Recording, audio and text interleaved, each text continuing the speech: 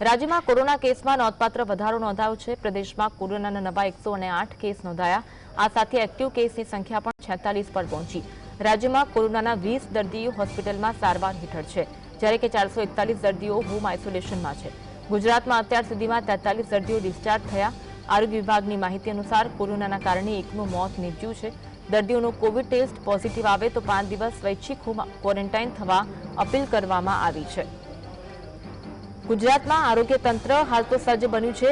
અમદાવાદમાં કોરોનાના 241 active case નોંધાયા હોવાની જાણકારી। કોરોના કેસની સ્થિતિ શું છે? રાજ્યમાં કોરોનાના નવા 108 જેટલા કેસ નોંધાયા છે। સહેજ પણ લક્ષણો દેખાય તો કોરોના ટેસ્ટ કરાવવો ખૂબ જ જરૂરી છે। પ્રદેશમાં કોરોનાના 461 એક્ટિવ કેસ હોવાની માહિતી સામે આવી રહી છે, જેમાંથી 20 દર્દીઓ માત્ર હોસ્પિટલમાં સારવાર હેઠળ છે। બાકીના દર્દીઓને હોમ આઇસોલેશનમાં ખસેડવામાં આવ્યા હતા। અમદાવાદમાં કોરોનાના નવા 60 કેસ સામે આવ્યા છે। કોરોનાના કેસો અમદાવાદમાં સૌથી વધુ નોંધાયા છે। અમદાવાદમાં કોરોનાના 241 એક્ટિવ કેસ નોંધાયા છે, જેમાંથી ઓછા લોકોને સારવાર આપવા માટે હોસ્પિટલ ખસેડવામાં આવ્યા છે। આજ અંગે વધુ વાત કરીશું। સંવાદદાતા ઝલક અમારી સાથે લાઈવ જોડાયા છે। ઝલક, રાજ્યમાં જે કોરોનાના કેસ છે તેમાંથી સૌથી વધુ અમદાવાદમાં કોરોનાના કેસ નોંધાયા છે।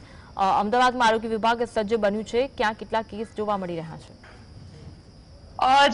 જે કોરોના છે તે કોરોનાના જે કેસો છે તે દિવસે દિવસે છે તે દેશમાં વધારો થઈ રહ્યો છે। ગુજરાતમાં જે કેસોની વાત કરવામાં આવે તો 461 જેટલા કેસ નોંધાયા છે। તેમાં જે ગુજરાત છે તે ગુજરાતમાં અમદાવાદ છે તે અમદાવાદમાં સૌથી વધુ કેસ જોવા મળી રહ્યા છે। 281 જેટલા કેસ છે તે અમદાવાદમાં જોવા મળી રહ્યા છે। ગઈકાલે 24 કલાકમાં જે અમદાવાદ છે તે અમદાવાદ શહેરમાં કોરોનાના જે 60 જેટલા કેસ નોંધાયા હતા। આમ કહી શકાય કે સૌથી વધુ જે કેસ છે તે અમદાવાદમાં નોંધાઈ રહ્યા છે। અમદાવાદમાં જે રીતે વિવિધ પ્રકારના આયોજનો થઈ રહ્યા છે, ક્યાંક ને ક્યાંક તેની અસર પણ છે આ કેસ વધારા પર જોવા મળી રહી છે। અમદાવાદ મહાનગરપાલિકા દ્વારા જે હોસ્પિટલો છે, એલજી, શારદાબેન, વીએસ વગેરે જે હોસ્પિટલો છે ત્યાં કોરોના માટે આઇસોલેશન વોર્ડ ઉભા કરવામાં આવ્યા છે, જ્યાં દર્દીઓને સારવાર આપવામાં આવી રહી છે। તો ત્યાં આગળ છે તે દર્દીઓ છે તે સારવાર આપવામાં આવી રહી છે, તો ટેસ્ટ પણ છે તે કરાવી શકે છે। જો કે પહેલા જે રીતે કોરોના સમયે યુએસસીટી અને જે અર્બન હેલ્થ સેન્ટર ખાતે જે ટેસ્ટિંગની વ્યવસ્થા કરવામાં આવી હતી તે પ્રકારની કોઈ પણ પ્રકારની જે વ્યવસ્થા છે તે વ્યવસ્થા ઉભી કરવામાં આવી નથી। માત્ર ને માત્ર આઇસોલેશન જે વોર્ડ છે તે ઉભા કરવામાં આવી રહ્યા છે।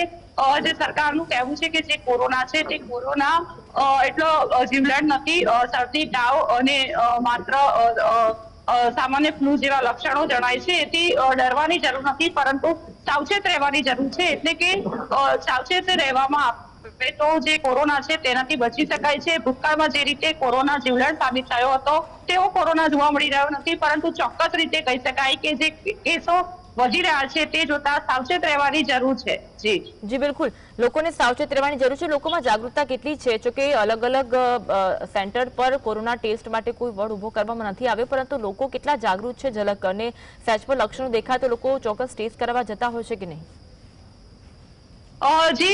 જે રીતે ગઈકાલ પણ મેચ યોજાઈ હતી।